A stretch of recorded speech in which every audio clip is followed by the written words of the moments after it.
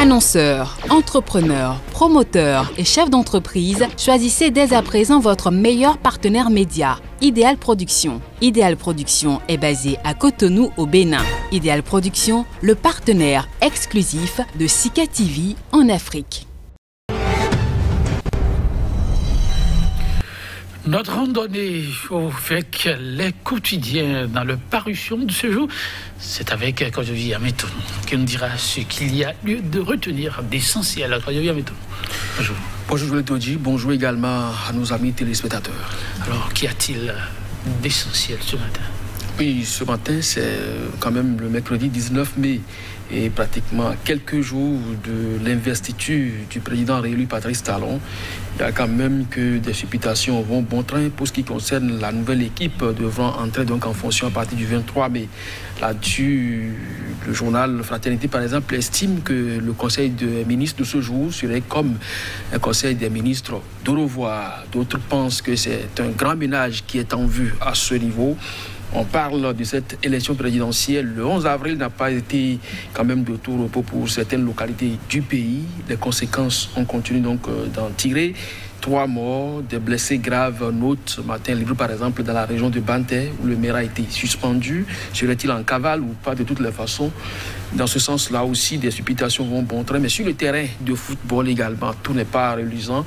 Alors que le Bénin s'apprête à accueillir la finale de la Coupe des Confédérations africaines de football pour les championnats nationaux, eh bien, on note des irrégularités qui ne sont quand même pas bien appréciées par le président de la fédération qui a tapé du poing sur la table. Donc il y a autant de sujets. Pêle-mêle, on reviendra également sur certains acteurs politiques qui, même hors du territoire national, font parler d'eux. Intéressant. Platon, on peut le dire alléchant. On va y aller chez téléspectateurs. On démarre avec Fraternité qui affiche en manchette, comme je l'ai dit tout à l'heure, dernier conseil des ministres de l'ère Talon 1. Et bien sûr, un air d'au revoir. Les pronostics ouverts dans l'optique de la recomposition de l'équipe gouvernementale. Info matin, suite des violences électorales. Le parti Les Démocrates au bord de l'implosion. L'épine dorsale en conflit avec la justice. Et puis face au régime Talon, Lionel Zissou, plus technocrate que politique. L'Afrique en marche, décentralisation, un an déjà après les communales. Nouveau maire, trop de grands ignorants des tests. Au-delà du parrainage, il faut les attentes. Donc ces attentes ne sont pas comblées. C'est un dossier spécial consacré donc à la question par l'Afrique en marche. Le grand regard face aux arrestations d'opposants au Bénin. Sébastien Adjavon se met au-dessus de la mêlée et puis appréciation de la santé de l'économie du Bénin. Lionel Zissou, le modèle d'une nouvelle conscience politique. Le nouvel observateur, désacralisation des égouts qu'attendent les autorités pour réagir et puis arrestation pour violence préélectorale, entrechasse aux voix discordantes et atteinte à la sûreté de l'État et puis des assises nationales. À chacun sa compréhension. Monsieur Rufino d'Almeida s'exclame le journal Le Soleil Bénin Info, tractation pour la formation du premier gouvernement de Talon 2. Un grand ménage en vue. Plus de la moitié des ministres plient leur bagage, fait remarquer ce journal. Et puis après sa suspension à la tête de la commune de Banté, le maire Edmond Laourou en cavale, se demande le journal. Matin libre présidentiel de 2021, violence préélectorale.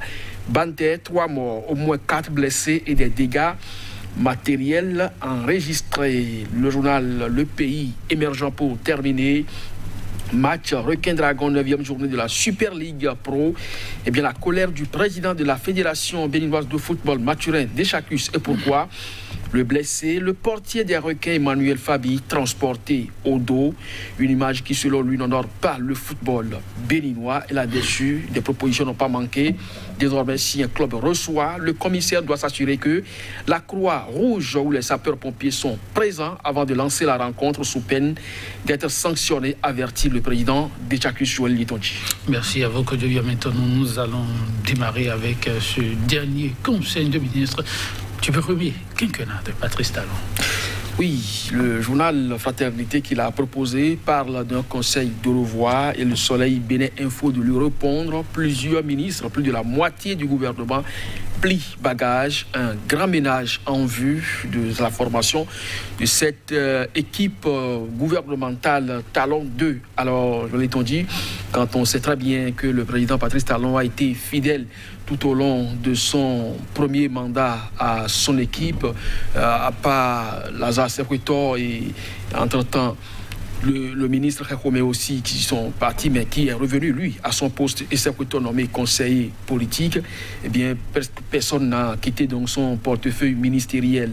Au-delà, d'autres ont été créés pour faire venir d'autres partisans. Donc, ça dit simplement que, oui, des ménages, on va effectivement en entendre, mais quand le journal nous parle de la moitié de l'équipe gouvernementale qui va plier bagage, eh bien, on va observer, parce que ce n'est plus loin le 23 mai, la liste va bientôt sortir.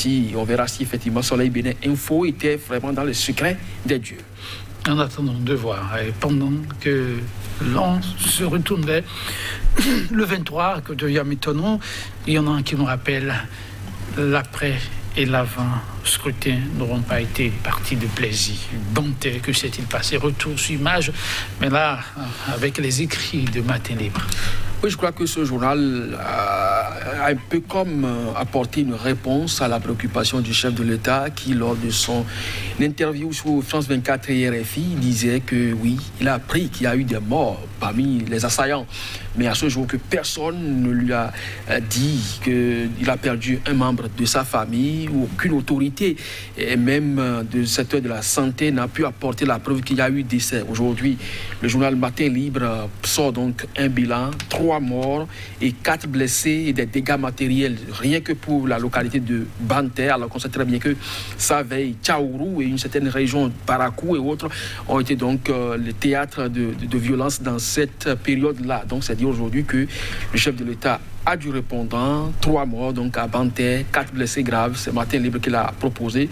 C'est sûr que le journal détient des preuves et les sources fiables pour pouvoir donc avancer cette information. Après l'interview donc du chef de l'État, alors je vois quand même des photos illustratives à la une du journal. Est-ce que c'est ça, les morts, les blessés et des dégâts matériels de toutes les façons? Qui doit désormais pourra donc s'approprier cet article et en avoir le cœur net. Tout à fait, quand je viens m'étonnant, on suit. Voilà la suite. Alors, la réforme du système partisan, voilà. On peut se frotter les mains, disent certains, mais au niveau de certains quotidiens, il y a encore fort à faire. Nous restons avec l'Afrique en marche, qui constate qu'il y a eu beaucoup de remplissage des maires qui sont loin des aptitudes attendues d'eux pour accomplir leur mission. Oui, vous vous rappelez, au lendemain de cette élection communale où les lois votées n'ont pas pu permettre donc de mettre en place les équipes communales comme cela se doit au vu des tests, où on a été obligé d'aller à l'Assemblée nationale, revoir la copie et procéder maintenant à la nomination des maires.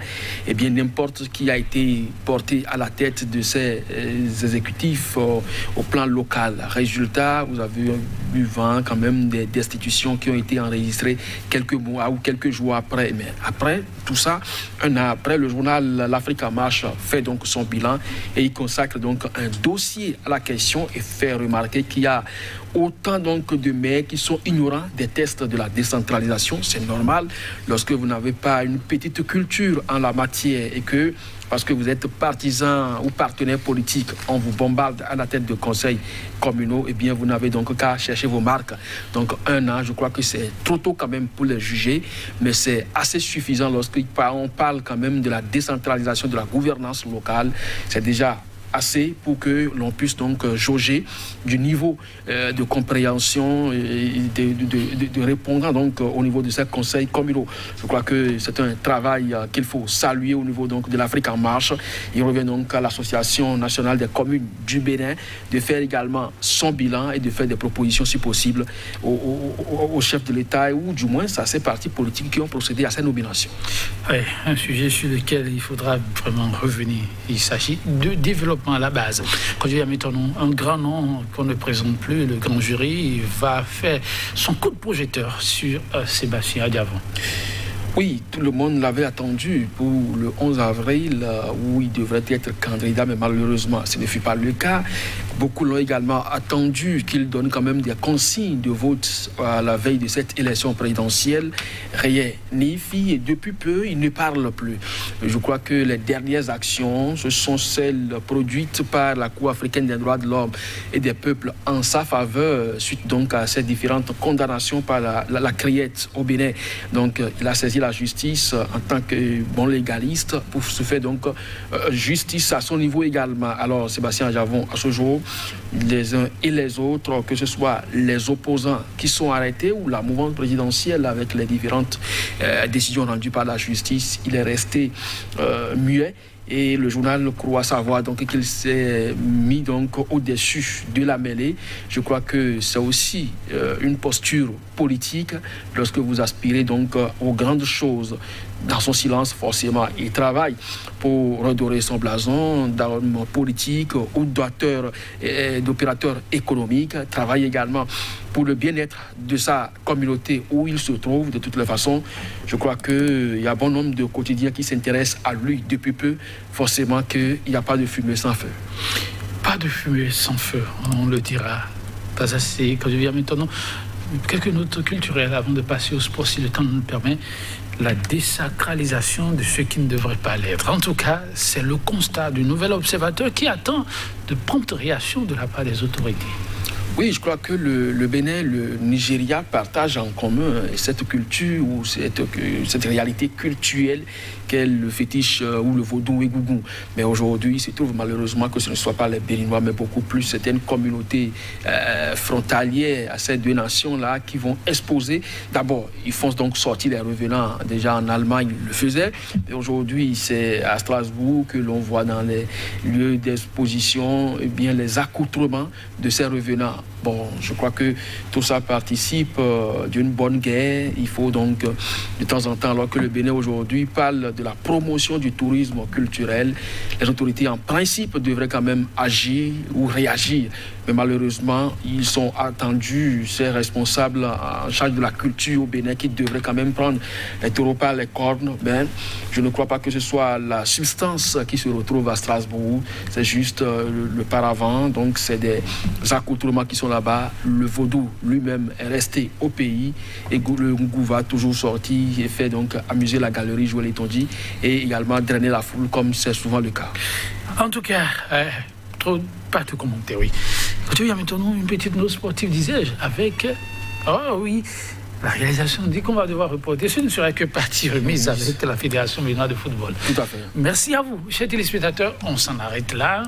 À demain.